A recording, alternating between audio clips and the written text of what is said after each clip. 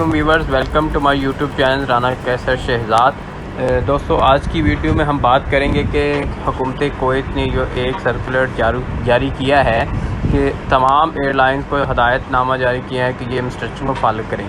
तो all airlines operating at Kuwait international airport must adhere to the following instruction according to the decision of the ministry of interior. All residents whom left the country from 1st September 2019 are allowed to return the state of Kuwait provided that they have valid Kuwaiti residency regardless being outside the country for more than 6 months। तो दोस्तों, इस circular में सबसे पहले तो ये बात कही गई है कि तमाम एयरलाइंस को हदायत जारी किया है और कि एयरपोर्ट में मस्ट जो फॉलोइंग इंस्ट्रक्शन है इसको आप फॉलो करें, इस पर अमल करें।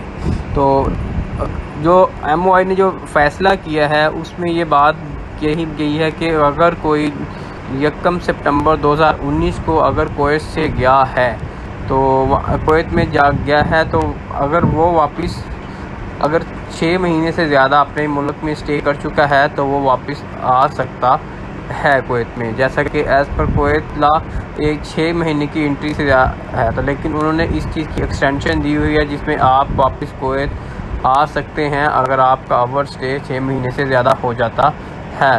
तो अगर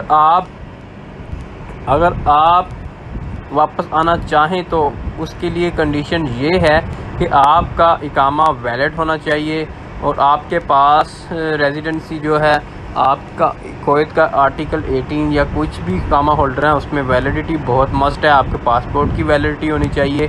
तो अगर आपके पास सिविल आईडी है ठीक है, अगर आपके पास सिविल आईडी नहीं भी है तो आप वापस आ सकते हैं। अगर आपका इकामा रीड नहीं है तो अपने जो कफ़ील या स्पॉन्सर हैं उनसे बोल के उनसे रब्ता करके अपना इकामा रीन्यू करवा लें और रीन्यू करवाने के बाद में आप वापस आ सकते हैं ताकि एयरपोर्ट में आपको किसी किस्म की कोई दुश्वारी नहीं हो।